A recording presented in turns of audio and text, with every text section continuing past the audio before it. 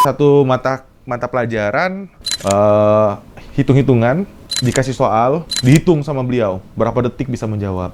Jadi waktu itu saya bisa jawab dengan waktu 3 detik. Maka sejak itu saya dipanggil 3 second. Bukan second.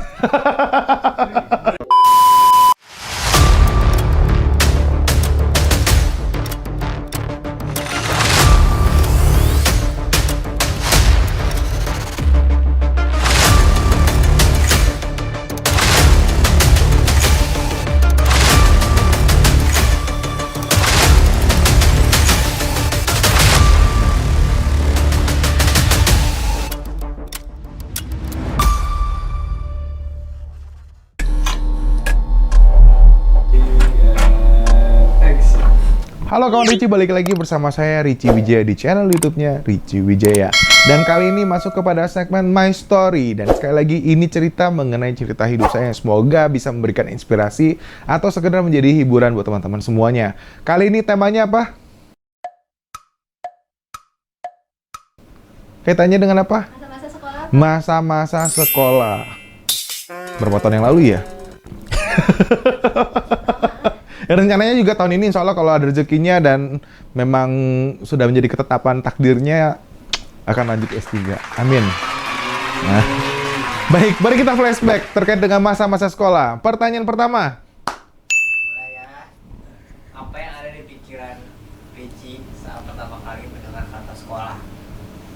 Dulu pada saat masih SD ini tapi hampir semuanya sih, SD, SMP, SMA, ketika dengar kata-kata besok kita sekolah atau orang tua bilang bentar lagi sekolah, senang. Kenapa? Pada masa-masa itu kalau misalnya mau sekolah pasti kita beli tas baru, bener ya? Beli buku baru dan sebagainya. Terus ketemu sama teman-teman, ya jadi seru. Senang sekolah dia berarti. Ya, senang sekolah. Pak, dulu waktu sekolah Bapak anak gaul gitu nggak sih, Pak? Gaul banget. Kok bagi dua, tidak naik jenggote, kan tambah kamosi.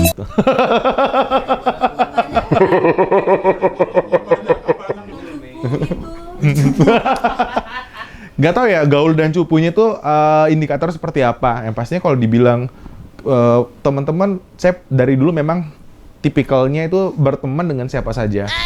Jadi bukan dengan kelompok tertentu, jadi terkesannya cupu atau dengan anak-anak pintar aja, terus yang lainnya enggak gitu, enggak. Justru saya ke siapa saja saya berteman, mulai dari ibarat kata yang duduk yang paling depan sampai dengan duduk yang paling belakang. Gitu. Jadi kalau misal kita jalan-jalan atau main pun semua kita kadang, tapi bukannya barengan semuanya ya. Jadi kadang-kala ketika ada sama si A, nanti kelompok ini dan sebagainya. Kalau nggak salah seperti itu dulu kehidupan saya. Sisi yang butterfly ya Pak, dari dulu emang. Iya, dari dulu emang hobinya seperti itu. Bapak dulu duduknya di belakang atau di depan? SD depan, SMP tuh udah mulai masuk pubertas ya, jadi agak sedikit terganggu mental dan sebagainya. Mulai kayak menarik diri, keraguan apakah saya termasuk golongan pintar, mampu dan sebagainya. Karena terus terang saya masuk dulu SMP-nya tuh SMP paling ngetop di Jambi. Itu namanya SMP Negeri 1 Kota Jambi. Nah, itu SMP 1 itu pernah Semansa. SMP 1 itu juga pernah menjadi salah satu SMP terbaik di secara nasional. Nah, itulah anak-anak Semansa tuh keren-keren. Kok Semansa sih? Spensa dulu. Kalau Semansa SMP. SMA-nya juga. Nah, kalau SMP duduknya kalau nggak salah di tengah ke belakang, jadi jarang ke depan. Tapi di SMP itu punya cerita menarik, nanti saya cerita. Apa kalau ditanyain? Kalau SMA-nya nanti dulu, ini kan tempat duduknya dulu kan. SMA kalau nggak salah relatif pindah-pindah sih, kadang depan, kadang tengah, kadang belakang. Kalau kuliah kayaknya depan mulu. S2 di mana ya, Pi? Kayaknya tengah belakang ya waktu ya. Muter-muter pokoknya saya tadi tipikalnya tuh emang ya duduk dekat sama siapa aja, jadi duduk sama siapa aja bebas. Tadi Pak katanya mau cerita menarik tuh apa Pak? Karena tadi terkait dengan tempat duduk. Jadi kalau tempat duduk kan identiknya dengan orang-orang yang cerdas gitu ya. Jadi waktu kalau nggak salah kelas 3 apa kelas 2, saya lupa, kelas 3 kayaknya. Jadi kelas 3 zaman-zaman sekolah tuh ada kan jam 0. Terus ada jam 0 itu jam 0. Jam 0 itu jam dimana ya pagi-pagi kita harus sudah mulai masuk kelas. Nah itu jam 0, sekitar jam 6 atau jam setengah 7 gitu. Sementara kan jam ke sekolah itu jam 7:30 kan. Nah, jam 0 itu. Nah, terus ada lagi kursus les persiapan untuk UN. Nah, siangnya. Jadi ada satu mata pelajaran, aduh nama beliau saya lupa lagi bapak siapa.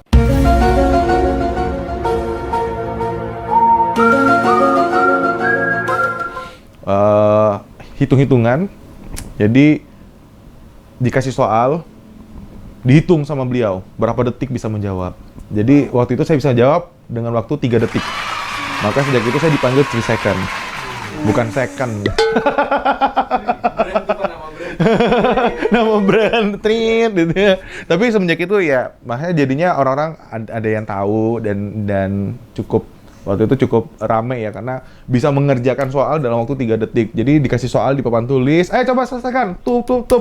3 detik saya udah angkat tangan bisa jawab. Nah, semenjak itu teman-teman, wah hebat. Padahal itu kebetulan aja. Richie saya jangan nanti brand sebelah. Gak apa-apa biar masuk brandnya. Masuk Pak Eko. Next. Kalau dulu pernah dibully nggak Pak di sekolah? Aduh. Dengan tampang seperti ini coba jawabannya apa teman-teman? Tahu. Dari SD, SMP, SMA, kuliah S1 ya karena kondisi fisik seperti ini jadi panggil sipit. Terus ya bahasa-bahasa mohon maaf yang rasis dan sebagainya itu pernah. Tetapi uniknya gini, yang bully saya temenin. Bagus. Gitu. Berarti cara menghadapinya gitu Pak? Ya, kita berteman aja. Dan justru dari SD saya berteman sama anak-anak yang relatif dari yang ibarat kata yang sering ke musola, yang ke masjid, sama yang tongkrongan, yang suka nggak jelas kerjaannya gitu kan. Jadi emang dari dulu SD kenalnya seperti itu. Dan ada untungnya ketika di perjalanan ketemu sama sebangsa, dulu kan masih terkenal dengan premanisme dan sebagainya ya. Nah karena kita dekat sama teman-temannya seperti itu, dia udah tahu, oh ini temannya, nggak diganggu gitu. Nah pernah dulu waktu zaman saya nggak perlu sebutin SMP, SMA, atau SD, waktu itu teman saya itu dimintain uang sama kakak kelas. Pas ke saya enggak. Padahal mukanya sama-sama rasis. Tapi nggak tahu ya karena memang dari dulunya tadi saya bilang mencoba untuk bersosialisasi sama siapa saja. Itu sih. Oke. Jadi jawabannya udah pasti tahu lah ya. Pernah. Tapi backingannya banyak. Backingannya banyak. Next. Berarti Bapak suka nongkrong nggak dulu waktu sekolah tuh? Terus biasanya nongkrongnya di mana, ngomongin apa sih Pak? Saya mulai hobi nongkrong itu S2. S1 nggak terlalu sering. Waktu zaman SMA, kita bukan nongkrong, justru sering bolos.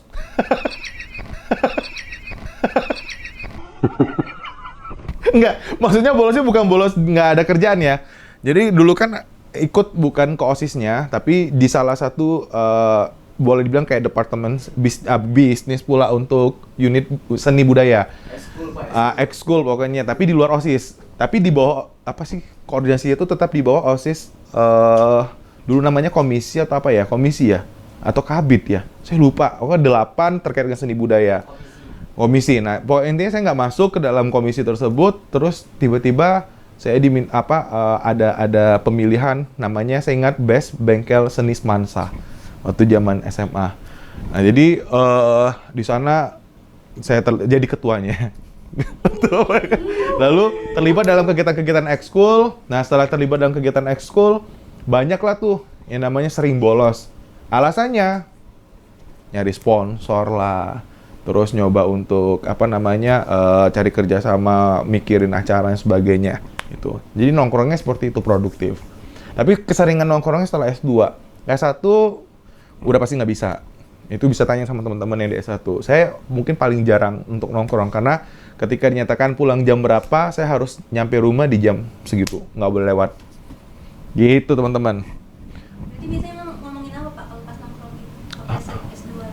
Oh kalau S2 ngomongin apa ya? Pi kan lo sama gue nongkrongnya.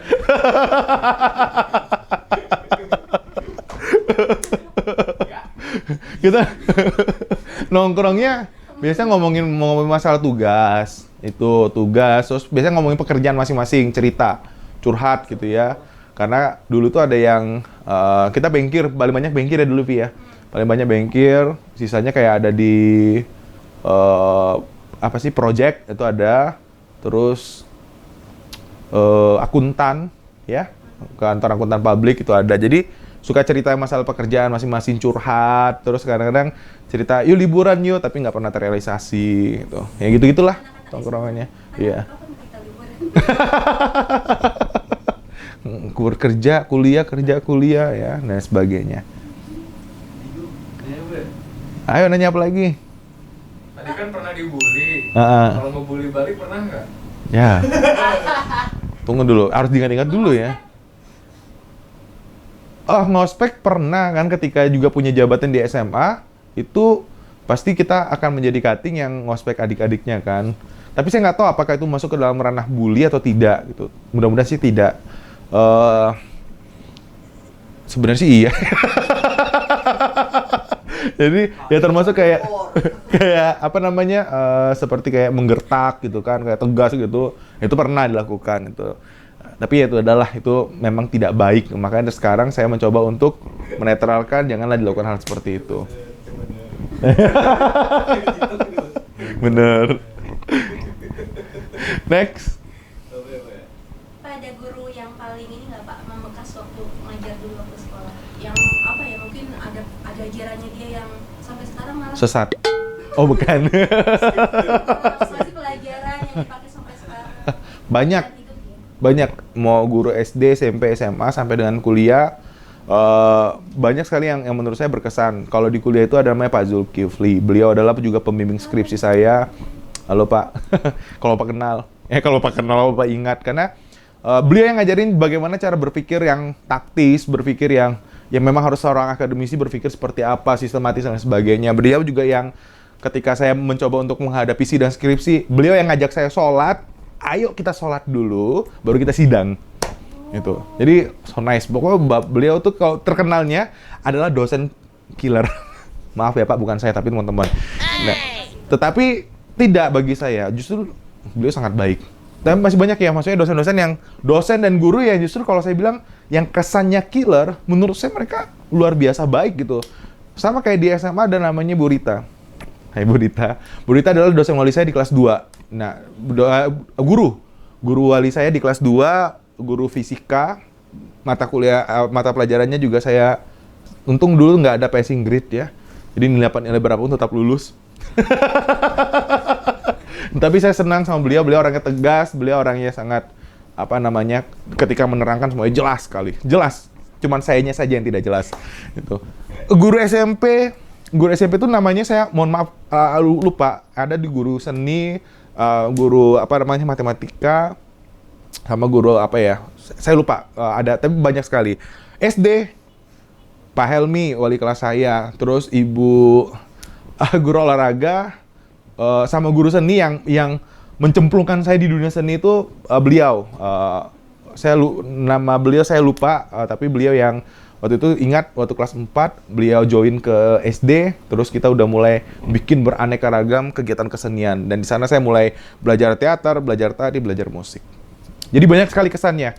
Terima kasih untuk para guru yang sudah luar biasa. Sampai detik ini saya banyak belajar mengenai prinsip, mengenai cara mengajar yang baik, mengenai bersosialisasi dengan muridnya dan lain sebagainya.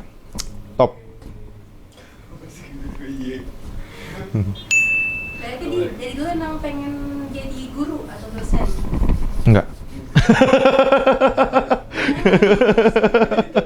Mau jadi tentara.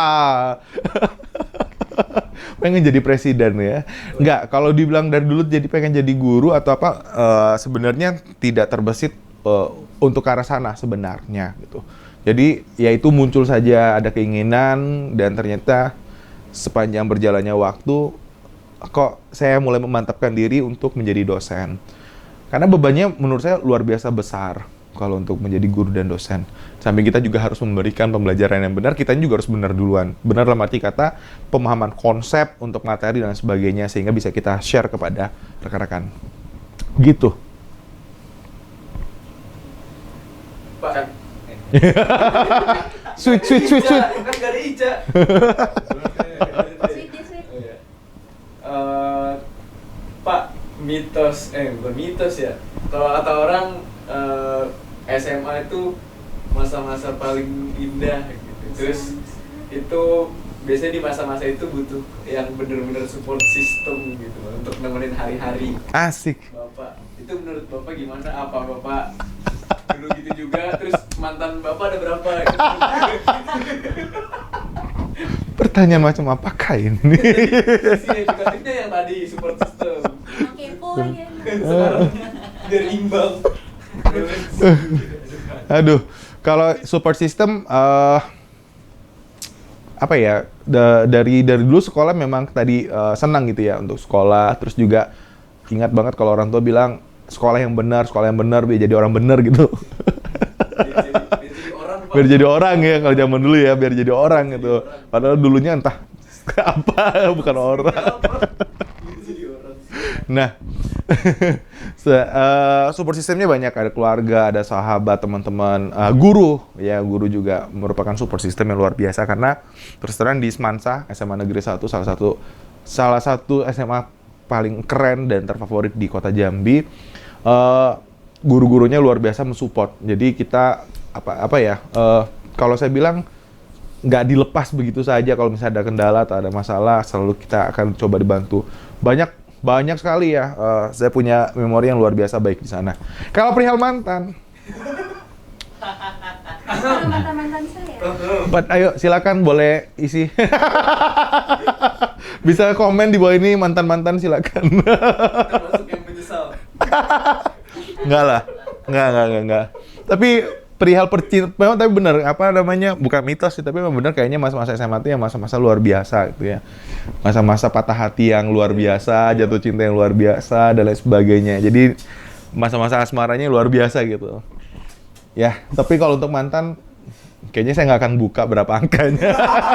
2 digit lah dia gitu. 2 digit. Next. Pak, berarti tadi nyambung pertanyaannya dia Rio. Berarti kan lagi lama banget ya, labil banget masa-masa SMA gitu kan. Apalagi sebagai cowok yang notabene suka badung. Maksudnya entah Badung? lain atau apa. Bapak pernah ngerasain kayak gitu? Pernah, pasti pernah. Gimana badungnya? Atau enggak? Nakalnya tapi nggak sampai yang parah ya, karena saya selalu mengingat ibu saya, maksudnya mama dengan kondisi-kondisi tertentu dan lain sebagainya lah. Intinya itu yang membatasi ruang gerak saya untuk tidak sampai yang badungnya ke hal negatif gitu. Badung-badungnya nakal, tapi nggak juga sih, maksudnya saya termasuk anak yang nice loh. Anak baik-baik aja gitu. Masa-masa SMA itu masa-masa saya cari uang sendiri, saya biayain sekolah, mencoba untuk biaya sekolah sendiri, dan apa ya, ya kegiatan-kegiatannya nakalnya saya cuman diminta untuk tidak bawa motor, saya belajar motor. Itu nakalnya kayak gitu. Saya diminta untuk nggak ikut renang, saya ikut renang. Pada bingung kan? Zaman dulu nggak boleh. Jadi sama orang tua saya, sama ibu saya. Jadi dibilang, nggak usah berenang, nanti mati, tenggelam. Justru belajar. Nah, jadi ya kayak gitu tuh. Ya, padahal kan lagi ngambil nilai kan, dan lain sebagainya. Ya, badungnya agak sedikit-sedikit yang pernah juga kayak nginep. Tapi kalau nginep itu kenapa diizinkan? Karena kan memang waktu saya tadi kan sambil nyari uang, ada apa kegiatan untuk pertunjukan, itu biasanya sampai tengah malam. Nah, itu pasti harus nginep. Jadi kalau nginep selama benar dan positif dan tahu nginep di rumah siapa, itu diizinkan. Tuh. Sebenarnya. Oh iya, pertanyaan klasik. Bapak gimana buat ngadepin cara belajarnya? Metode belajar Bapak tuh kayak gimana sih? Pengen tahu dong. Apa ya? Dulu saya juga bukan anak-anak yang pintar atau termasuk yang cerdas atau bagaimana sih. Kalau SD iya juaranya tuh 1, 2, 3, juara umum dan sebagainya. Nilai dulu kan Eptanas ya, nilai Eptanas tertinggi gitu ya, dan lain sebagainya. Ya kalau tipikal belajarnya anak SD, yang namanya anak SD semakin dia rajin, nilainya bagus gitu kan. Nah, kalau SMP sudah mulai nih menurun. Peringkatnya menurun, semuanya konsen untuk belajar mulai menurun. SMA juga sama. Jadi kalau ditanya, jangan belajar sama saya deh kalau terkait dengan teknik belajar yang benar waktu zaman-zaman sekolah. Ini sedang menceritakan sekarang kondisi saya ya, bukan idealnya. Jadi kalau yang saya lakukan dulu ya, tipikalnya mencoba untuk belajar SKS, sistem kebut semalam. Tuh, jadi besok ujian apa, malam ini saya belajar, baca-baca dan sebagainya. Gitu, Mas. Mau nanya dong Pak, Bapak pernah dihukum? Dihukum, Lari keliling lapangan gitu Pak. saya pernah kayaknya dihukum untuk hormat tiang bendera pernah, jawer tuh kuping berdiri depan kelas pernah. Jadi kenapa? Gara-gara kuku panjang. Kuku panjang dipukul pernah, saya disabet pakai tongkat papan tulis itu juga pistar itu juga pernah. Digunting pernah nggak ya? Saya lupa deh. Pokoknya pernah, saya mendapatkan hukuman itu pernah. Kok tepuk tangan?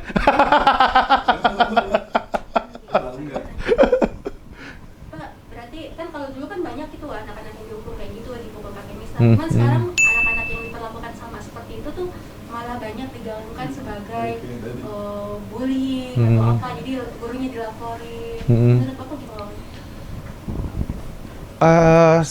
Ya intinya kalau misalnya sebenarnya kekerasan fisik udah tidak dibenarkan lagi ya sebenarnya. Walaupun alih-alihnya itu bicara mengenai terkait dengan hukum yang diberlakukan di dalam kelas atau sekolah itu. Baiknya dibicarakan baik-baik, diberikan pengarahan baik-baik. Karena kalau sudah dengan metode kekerasan fisik, sekarang udah bukan zamannya lagi lah. Kalau dulu ya mungkin